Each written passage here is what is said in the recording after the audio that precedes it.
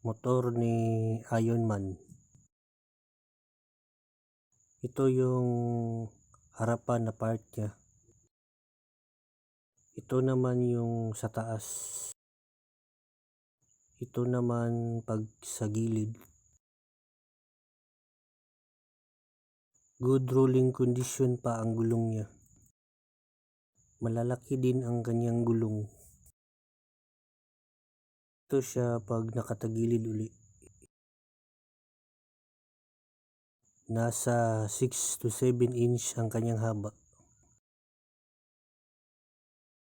Pwede siya sa 6 to 7 inch na figure. Goods pa siya pag tumatakbo. Wala siyang box.